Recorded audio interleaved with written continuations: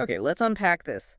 Ever feel like the clock is just, I don't know, running faster for you than everyone I else? would definitely. Like you're constantly playing catch up, and that to-do list feels more like a never-ending scroll. Yeah, yeah. You're definitely not alone in that. Time can feel like this incredibly precious yet frustratingly elusive thing sometimes. It's fascinating how universal that feeling is, isn't it? We hear from so many people wrestling with that exact pressure, Hmm. that sense of not enough at Right. the end of the day, and that persistent question of, how do some individuals seem to navigate it all with a sense of calm? It's sort of a hallmark of our modern, always-on world. And that's exactly what we're diving deep into today, not just the surface level time management stuff, but the real nitty-gritty of it. Right. Forget the tired old cliches and, corporate jargon. Our mission here is to hand you the practical strategies, the mindset shifts, and the tangible tools to not just manage your time, but to truly take control of it. Yeah, to feel empowered. Exactly. We want to help you break free from that feeling of being constantly swamped and hopefully steer clear of burnout. And what's fascinating here is that we'll be looking at why standard time management advice misses the mark for so many people. Right. The crucial difference between just being busy and actually achieving meaningful productivity. That's a big one. Huge. And concrete, adaptable methods for structuring your day. We'll also explore how to maintain a sense of freedom, even within a schedule. Which sounds contradictory, but it's possible. It is. And how to build systems that genuinely free up your time and the absolutely foundational role that your mindset plays in all of this. Because at its heart, this isn't just about color coding your calendar, is it? Not at all. It's about something much more profound. Aligning how you spend your time with what truly holds value for you. That's the bedrock. That's the bedrock of effective time management. So let's start with a little bit of honest self-reflection, shall we? This is really where it begins for everyone listening. Mm-hmm. What are your genuine priorities? Like, really? Mm-hmm. What activities do you truly want to dedicate your time to, but consistently find yourself with?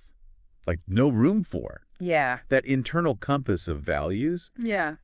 that should be your primary guide in figuring out how you allocate your time. Exactly. And once you have that clarity, it's about being really intentional, purposeful with your time. Right. That means understanding the immense power of filtering what comes your way. Setting up some solid boundaries. Boundaries are key. Learning to say no and meaning it is absolutely essential to safeguarding your most non-renewable resource. Which brings us quite directly to one of the biggest culprits in stealing our precious time these days. Distraction. Oh, yeah. In today's environment, just maintaining focus feels like a superpower, doesn't it? It really does. We're constantly bombarded by this relentless stream of stimuli, the pings, the notifications, even that little nagging voice in your head whispering, just a quick peek at social media. Guilty. We all are. And the cumulative effect is staggering.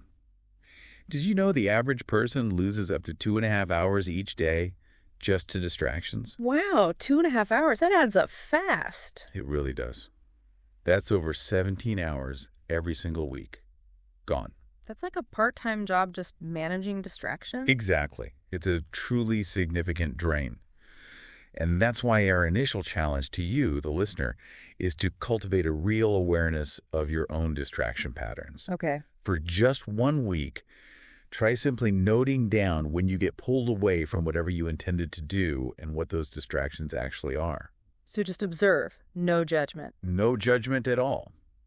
This isn't about self-criticism. It's about gathering crucial data, finding out where your time is really going. Okay, I like that. Data gathering. Right. Once you have that clearer picture, then you can start experimenting, right? With some straightforward yet powerful systems. Exactly. These aren't about some radical life overhaul overnight. It's about discovering small, adaptable techniques that resonate with your individual needs and style. Makes sense. Precisely. And there are a few fundamental tools and approaches that consistently prove their worth. One is time blocking. Ah, yes, time blocking. Where you proactively allocate specific slots in your day for particular types of work. I've heard it described as making an appointment with yourself which I quite like. That's a good way to put it. This really aids focus and helps to mitigate that mental exhaustion you get when you're rapidly switching between different kinds of tasks. That task switching fatigue. I can definitely vouch for the power of time blocking. It's like giving your day a skeleton, a Yeah. structure. A framework. Then there's the 2-minute rule. Heard of this one? Oh, I love the 2-minute rule. So simple. If a task takes less than 2 minutes to complete, just tackle it right away. Bam. Done. You'd be surprised at how much mental clutter that simple habit can clear. Seriously. Absolutely. It prevents those tiny things from piling up and feeling overwhelming. And then we have the Eisenhower matrix. Right, the urgent, important grid. Exactly. A really effective framework for prioritizing tasks based on, well, their urgency and their importance. You categorize tasks into 4 quadrants. Okay, lay them out for us. You've got urgent and important. Those are the things you do now. Then not urgent but important. These you schedule. Then urgent but not important. Delegate these if you can. And finally, not urgent and not important. These you basically try to eliminate or limit drastically. Okay. The real insight here, though, is the importance of consciously directing your energy towards that not urgent but important quadrant. Quadrant 2, right. That's the one. Those activities contribute most significantly to your long-term goals, your big picture stuff, but they often get sidelined by the more immediate noisy demands. Right. Those are the things we know we should be doing, like strategic thinking or relationship building, but somehow the urgent emails always seem to shout louder. Precisely.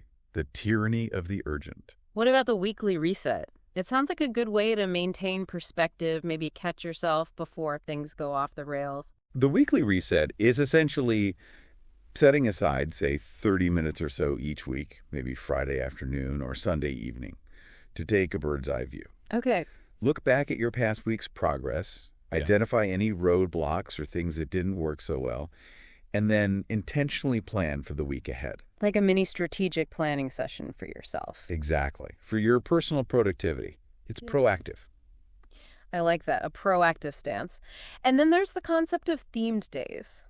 I've heard about this one too, where you dedicate each day to a particular category of work. Exactly right. For example, Mondays could be for administrative tasks, catching up on emails, planning. Tuesdays for deep creative work, maybe writing or coding. Wednesdays for meetings and calls and so on. So you batch similar types of cognitive load together. Precisely. This can create a more focused rhythm to your week and definitely reduce that feeling of being scattered across too many different things at once. Makes sense. But the crucial takeaway with all of these systems, time blocking, 2-minute rule, Eisenhower themed days, weekly reset, the most effective one is the one you consistently implement. Right, the one you actually do. It's all about finding a personalized fit. There's no single magic bullet. Good point. Okay, now, let's shine a light on some of those sneaky culprits that erode our time without us even fully realizing it sometimes. We've touched on general distractions, but there are some real-time vampires out there, aren't there? Absolutely. Consider the classic social media rabbit holes. We all know the feeling, right? Oh, yeah, that quick check that turns into, oops. Exactly. That quick check-in inexplicably morphs into a 45-minute deep dive, and you surface wondering what you even looked at. And the stats are kind of shocking. The average person spends around 2 hours and 31 minutes every single day on social media. 2.5 hours again, just on social media. Yep. That adds up to over 17 hours a week. Nearly 900 hours a year. Wow. That puts it in stark perspective, doesn't it? Almost a full month of waking life, just scroll. Oh, it really does. And another major one is multitasking. Ah, the myth of multitasking. Exactly. We often think we're being incredibly efficient, juggling emails, calls, various projects simultaneously. Try to do it all at once. But the research actually indicates it can slash your productivity by as much as 40%. 40%. That much. Wow. Plus, it elevates stress levels and definitely increases the likelihood of making errors. I believe it. It feels stressful. It's a real illusion of efficiency. Your brain is constantly having to shift its focus, stop one thing, start another, reorient. Huh. And that mental gear shifting consumes both time and energy. Right. I remember once trying to draft a critical report while simultaneously responding to urgent emails. The sheer number of careless mistakes I made was, well, embarrassing. Uh-oh. It actually took me longer to correct everything than if I had just concentrated on one task at a time from the start. Yeah. Lesson learned. Yeah, I can certainly relate to that feeling of divided attention, never quite fully there on any one thing. And then there's the more insidious one, perfectionism. Ah, yes. The sneaky one. It often presents itself as this noble pursuit of high standards, right? Quality work. Sure. But it can so easily morph into just procrastination in disguise. How many times have you found yourself endlessly tweaking something, over-refining it way past the point of diminishing returns? Right, constantly. Instead of actually launching it or finalizing it or moving on, Exactly. there's a definite tipping point where striving for excellence becomes a time sink. It delays progress and just drains your momentum. Yeah. Often, aiming for progress for good enough Yeah. in the initial stages, maybe aiming for 80% perfect, is far more productive than chasing that elusive and often unattainable ideal of perfect. Progress over perfection. I like that. That's the mantra. The crucial first step is just recognizing these time-wasting patterns in yourself. Start paying attention to when you find yourself falling into these traps, the scrolling, the multitasking, the over-perfecting. Become aware. Exactly. And then experiment with small adjustments, like literally putting your phone in another room during focused work sessions, or setting a timer for specific tasks to create a boundary. Small steps. Okay, so we're more aware of what steals our time. Awareness is step one. Now let's explore the why behind why we sometimes actively avoid tasks through procrastination. It's definitely more than just laziness, right? Oh, absolutely. Procrastination is a really intricate psychological response. It's rarely about laziness. So what's driving it then? Often it's rooted in fear of failure, maybe a fear of not meeting expectations, sometimes even a subtle fear of success and what comes next.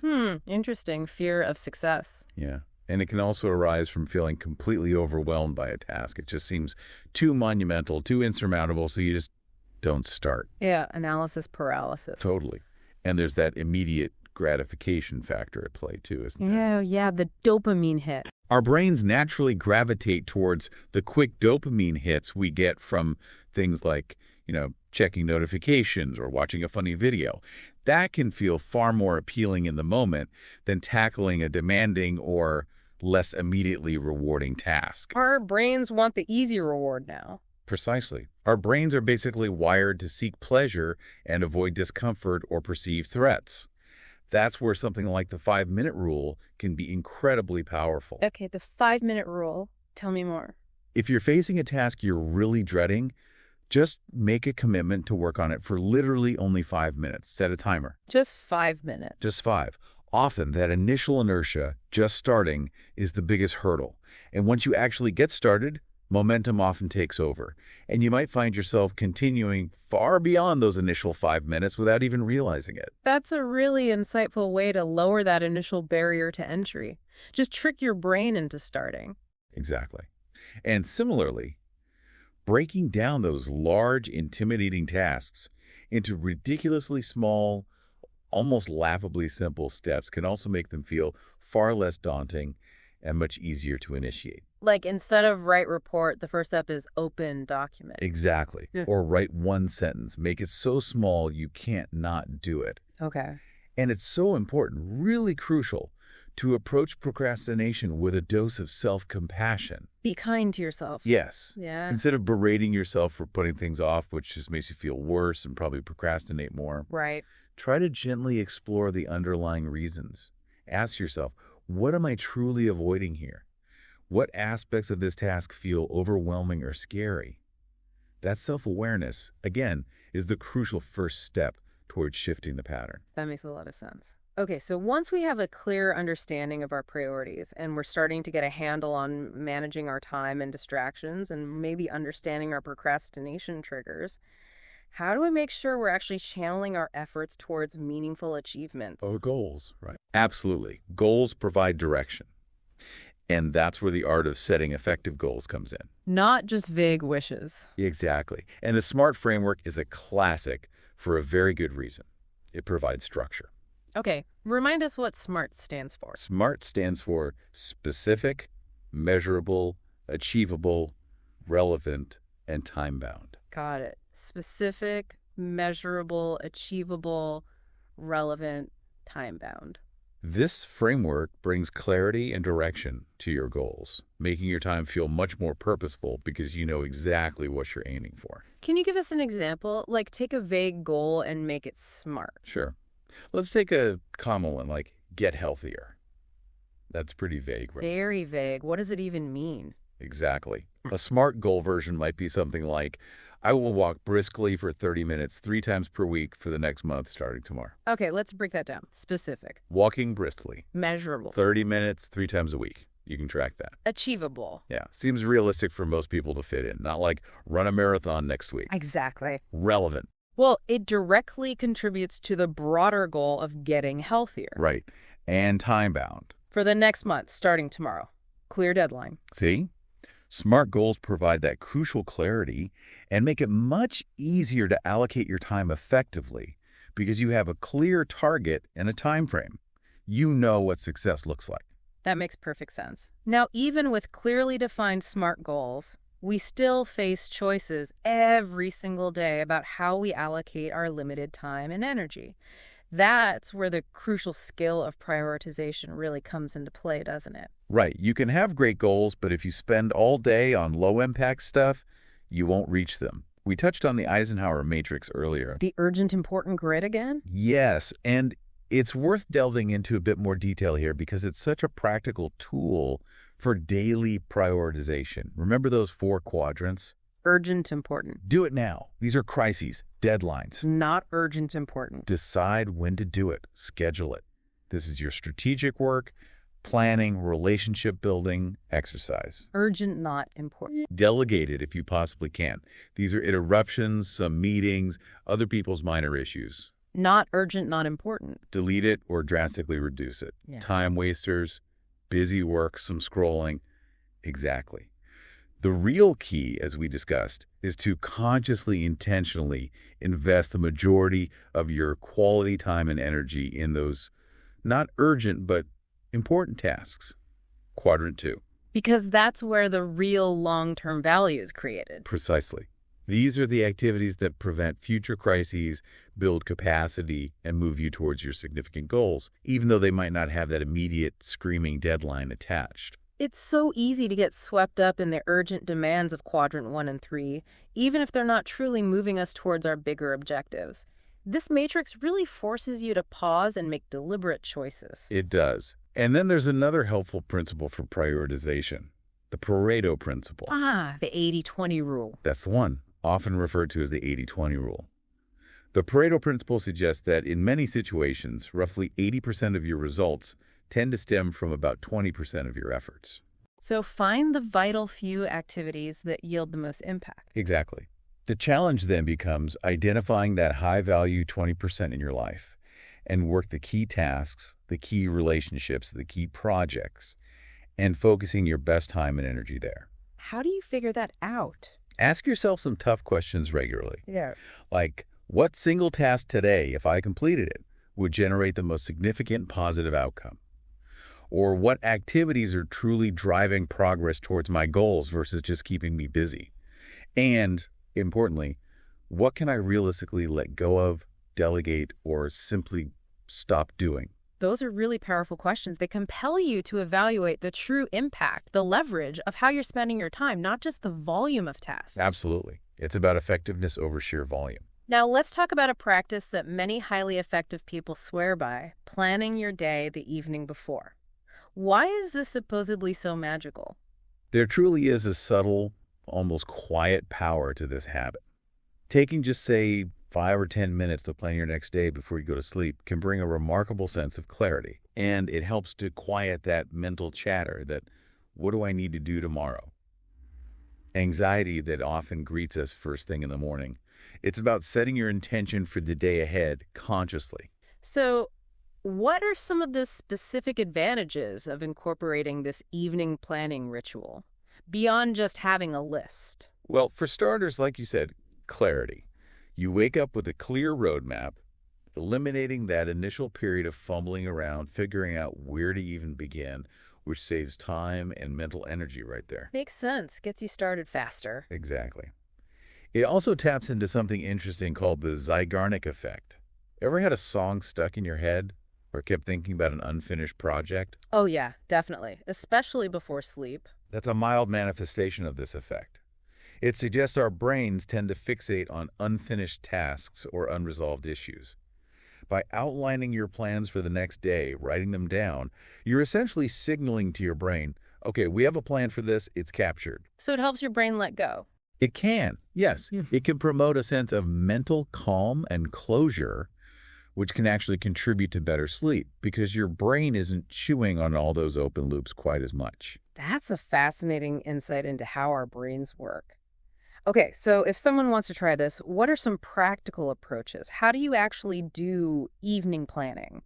There are several effective methods, and again, it's about finding what works for you. A really simple approach is just a basic to-do list, but maybe focused on identifying the 3 to 5 most critical tasks for the following day, your MIT's most important tasks. Okay, just the top priorities. Exactly. If you're more visually inclined or already using time blocking, you might find spending a few minutes actually blocking out time in your digital planner for those key tasks is helpful. So scheduling it in advance. Right. Some individuals find evening journaling valuable, Hmm, maybe reflecting briefly on the day that passed and then setting clear intentions or identifying the main focus for the next day. a bit more reflective. Yes. And of course, you can always blend these approaches. Maybe make a short list and then block out the time for the top 1 or 2 items. Create a hybrid system. The key is consistency. Find a method that resonates and helps you start your day with a sense of purpose and control. It's a great mental reset.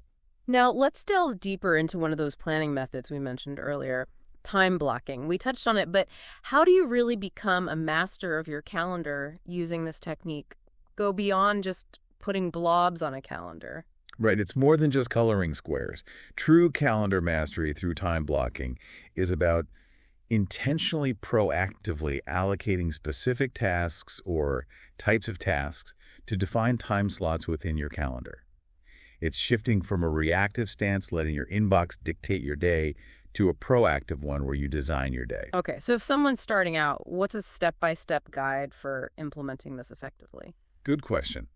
First, block out your non-negotiables. Your fixed commitments like scheduled work hours, important meetings, appointments, even things like exercise or family time if they're priorities. Anchor those first. The rocks in the jar. Exactly. Once those are anchored, start adding your focus blocks. These should be dedicated chunks of time. Maybe 60 to 90 minutes is a good starting point for concentrated work on your most important tasks. Ideally, schedule these during your periods of peak energy, whenever that is for you. Pay attention to your energy cycles. Crucial. And please remember to deliberately schedule in regular breaks. They aren't optional luxuries. They are absolutely essential for maintaining focus, preventing burnout, and actually helping you get more done in the long run. So block in breaks too. Don't just assume they'll happen. Definitely block them in. Also, try to batch similar tasks together into single time blocks. Like do all your calls in one block, all your email processing in another. This minimizes the cognitive cost of constantly switching mental gears. Reduces that task switching fatigue we talked about. Precisely. And importantly, leverage the visual aspect. Use digital calendar tools like Google Calendar, Outlook Calendar, maybe Notion, TickTick, whatever works for you, where you can see your day clearly laid out. Color coding can help too. I really like the emphasis on making it visual. It makes the time commitment feel more tangible, more real somehow. Absolutely. It makes time concrete. And one more tip. Try to build in some buffer time between your scheduled blocks. Maybe 10, 15 minutes. Why buffer time? Because life rarely unfolds exactly as planned, right? Meetings run over, tasks take longer than expected. Having a little flexibility prevents that domino effect where one delay throws off your entire day and leaves you feeling constantly rushed and behind schedule. Good point. Build in some breathing room. Exactly. And finally, keep in mind that time blocking isn't solely for work-related productivity tasks. It's a powerful tool for designing your entire life. Use it to intentionally schedule time for rest, hobbies, learning, relationships, personal pursuits, the things that truly matter beyond work. So it's about designing a life, not just scheduling tasks. That's the ultimate goal, yes. Now, even with the most thoughtfully constructed plans and time blocks, we're inevitably going to encounter requests and opportunities from others that can easily throw us off course. They weren't on the plan. Happens all the time. That's where the often challenging but absolutely essential skill of saying no comes into play. Why is this so hard but so important? It is hard for many people. We're often wired to be agreeable, to help out. But learning to say no effectively is truly fundamental for protecting your time, your precious energy reserves, and your focus on your own overarching goals. Okay. It's vital to recognize, really internalize, that every time you say yes to something, a request, a meeting, a project, you are implicitly saying no to something else. Right. There's an opportunity cost. Exactly.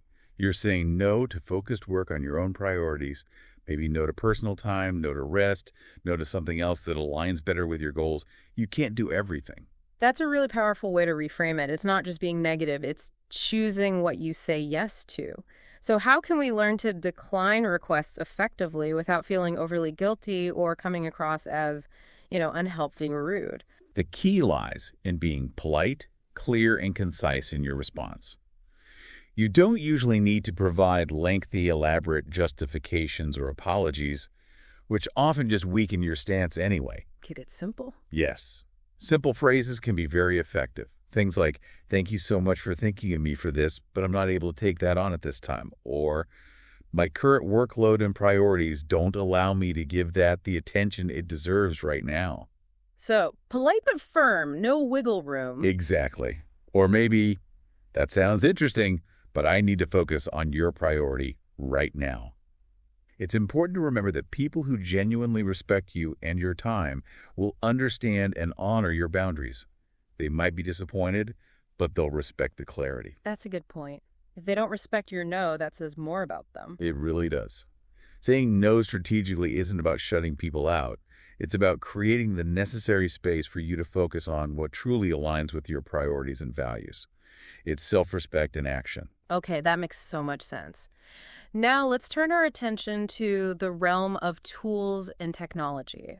There's just a plethora of apps, software, gadgets out there, all promising to make us more productive. It can be overwhelming. How do we identify the ones that genuinely support our time management efforts rather than just adding to the digital noise and complexity? That's a huge challenge. The key is using technology intentionally. Tech should simplify and support, not complicate. Right. The crucial element is to concentrate on tools that genuinely streamline your workflow, enhance your focus, and reduce mental clutter, rather than introducing further complexity or becoming yet another distraction. My advice is usually to aim to develop proficiency with a select few key applications that really work for you, rather than chasing every new shiny object. Master a few good tools instead of dabbling in dozens. Makes sense. What are some specific examples of tools that you personally find particularly valuable or that you hear good things about consistently? Well, for an all-in-one kind of workspace, Notion is remarkably versatile. You can use it for task management, project planning, note-taking, journaling. You can really customize it and connect your daily activities with your broader goals. Its flexibility is a major plus, though it can have a learning curve. Okay, Notion for the power users, maybe. What about something simpler? For a more streamlined, focused approach, just to managing daily tasks and setting reminders, Todoist is an excellent, really clean option. It syncs seamlessly across various devices, which is great. Very user-friendly. I've heard good things about Todoist. Minimalist. Very. Now, a distraction, especially from your phone, is a persistent challenge. The Forest app is quite clever. Ah, the tree growing app. That's the one. It uses a gamified approach. You set a timer to focus, and it grows a virtual tree. If you leave the app to get distracted, the tree withers. It sounds simple, but it can be surprisingly effective psychologically. And they plant real trees too, right? They do. They have a partnership where currency earned in the app contributes to planting real trees, which adds a nice layer of motivation. That's cool. What about timers for specific techniques? Right. For those looking to implement specific focus techniques like the Pomodoro technique and, the 25 minutes work, 5 minutes break cycle, Yeah. there are numerous excellent, simple timer apps and websites available. Things like pomofocus.io, which is web-based and free, or apps like Be Focused or Focus Booster. Lots of good options there just to structure those work sprints. Okay, so lots of options. How do you choose? The critical question to ask yourself when evaluating any tool is, does this genuinely reduce my mental clutter? Does it actively support my ability to focus? Does it facilitate consistent action towards my goals? If the answer is no. If it doesn't clearly meet those criteria, it might be more of a distraction or a complication than a genuine help. Don't feel obligated to use a tool just because it's popular. Find what actually works for you. Good advice. I've definitely experienced that paradox of trying too many productivity apps and ending up feeling more scattered, not less. So the idea of focusing on a few core tools really resonates. Now let's discuss how we can cultivate those consistent habits that truly underpin effective time management in the long run. Because the tools are great, but habits are foundational, right? Absolutely. Habits are far more dependable, far more reliable than relying solely on willpower or fleeting motivation, which waxes and wanes. Establishing consistent routines, particularly around the start and end of your day, can significantly contribute to sustained productivity and, just as importantly, overall well-being. Okay, let's talk morning routines first. They get a lot of hype. What are some key components of effective morning routines? Not just copying someone else's elaborate ritual. Right. It needs to be personalized. Yeah. But generally, a well-designed morning routine helps to prime your brain for action, set a positive tone, and establish a sense of consistency right from the start. It doesn't need to be an elaborate hours-long affair that adds stress. Keep it simple, maybe? Exactly. Simple elements can be incredibly beneficial. Things like hydrating as soon as you wake up, engaging in some light physical movement, stretching, a short walk, spending just a few moments in quiet reflection, meditation, or mindfulness. And maybe outlining your top 1-3 priorities for the day ahead, connecting with your plan. So hydration, movement, mindfulness, planning. Those are common effective elements.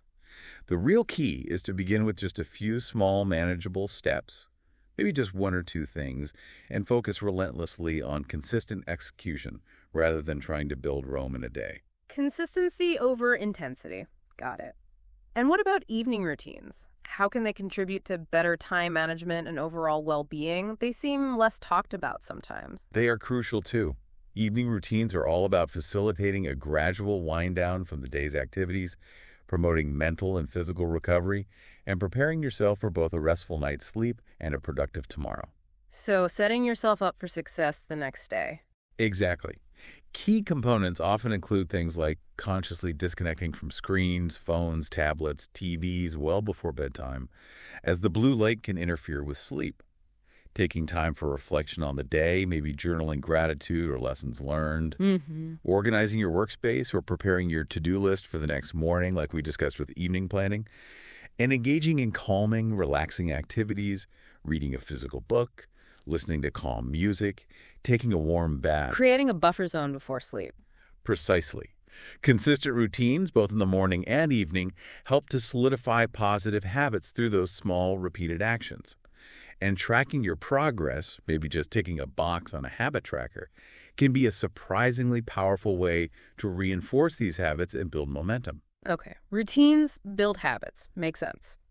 We've covered a lot about managing our time, our tasks, our focus, our habits, but we absolutely can't overlook the crucial role of our personal energy levels in all this. Oh, absolutely critical, often underestimated. You can have the most perfectly time-blocked calendar in the world, but if you're running on empty, completely drained, it's incredibly difficult, maybe impossible, to be productive and focused during those blocks. That's absolutely correct. Energy management is inextricably linked to effective time management. You could almost say energy management is time management in a way. High energy levels directly translate to improved focus, better decision-making capacity, increased resilience, and ultimately higher productivity and quality of work. So how do we manage energy effectively? What are the key pillars? It involves several key interconnected areas. Firstly, eating for sustained energy. This isn't about fad diets, but about prioritizing things like complex carbohydrates for steady fuel, lean protein, healthy fats, and staying consistently hydrated throughout the day. Not just relying on sugar and caffeine highs and crashes. Exactly. And also paying attention to the timing, smaller, balanced meals or snacks throughout the day can often provide more stable energy than huge meals that lead to sluggishness. It's also really beneficial to just observe how different foods personally impact your energy levels. Pay attention. Become aware of your body's response. Okay, what's next after food? Secondly, moving for energy. It sounds counterintuitive, sometimes spending energy to gain energy, but regular physical activity, even in short bursts, can significantly elevate your overall energy levels and improve focus. So it doesn't have to be intense gym sessions every day. Not at all. This could include simple things like morning stretches, taking brief 5-minute movement breaks during long work blocks, going for a walk at lunchtime, or incorporating more structured exercise a few times a week for stress relief and cardiovascular health. Consistency matters more than intensity here, Oh, too. regularly. Got it. And the third pillar, I bet it's sleep. You guessed it. Thirdly, prioritizing sleep for energy. This is non-negotiable. Consistently getting 79 hours of quality sleep each night is absolutely fundamental for physical repair, mental restoration, consolidating learning, and ensuring optimal performance the next day. Skimping on sleep is borrowing energy from tomorrow with interest. So practical tips for better sleep. Establishing a consistent sleep schedule, even on weekends. Creating that relaxing pre-bedtime routine we talked about. Limiting screen time before bed. Optimizing your sleep environment, cool, dark, quiet. Avoiding heavy meals, caffeine, or excessive alcohol close to bedtime. The basics really work. They really do.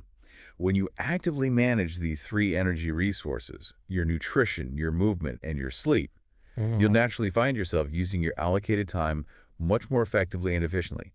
You'll have the fuel to execute your plans. It really all does come together, doesn't it? The planning, the focus, the habits, the energy. It's a whole system. It is a personal operating system. Okay, and finally, let's address something that's absolutely inevitable for all of us on this journey. Setbacks. No matter how diligently we plan, how motivated we feel, how much energy we have, there will be times when we slip up, get derailed, have an off day or week, or feel like we've fallen completely behind. How can we navigate those situations without feeling completely defeated and just giving up altogether? That's such an important point. Setbacks are a natural and unavoidable part of any journey towards improvement, any attempt to change habits or implement new systems. It's absolutely vital to normalize them. They're not failures. They are not failures. Yeah. A temporary slip-up doesn't signify complete failure or mean you're bad at time management. The key is to have conscious strategies for getting back on track without spiraling. Okay, what are some of those strategies? How do you reset? First, and perhaps most importantly, avoid harsh self-criticism. Beating yourself up just drains your energy, makes it harder to start again. Acknowledge what happened. Okay, I didn't follow my plan today. Yeah. Learn from it if there's a lesson, and then consciously choose to let it go. Don't dwell. Acknowledge, learn, let go. Exactly. Ask yourself gently, what can I learn from this experience? Was my plan unrealistic? Was I too tired? What triggered the setback? Use it as data, not ammunition against yourself. Okay. Then reconnect with your underlying goals, your why. Remind yourself why you want to manage your time better in the first place. What's the bigger purpose? That can help reignite your motivation. Refocus on the bigger picture. Yes. And then, crucially, break down your next steps into small, manageable actions. Don't try to overhaul everything at once after a setback. Just focus on the very next action. What's one small thing I can do now to get back on track? Maybe just plan tomorrow or do that 5-minute task. Make it easy to start again. Exactly. Lower the barrier. And importantly, celebrate progress, no matter how incremental, rather than fixating on an unattainable ideal of perfection. Did you stick to your morning routine? Great. Did you time block 1 hour successfully? Awesome. Acknowledge the wins. Focus on the positive steps. Embracing that mindset of Progress, not perfection, Hmm. is absolutely essential for long-term success and resilience. Remember, setbacks are simply detours, temporary bumps in the road, not dead ends on your path. Just get back on the road. That's such a crucial reminder. Be kind to ourselves in the process, focus on progress.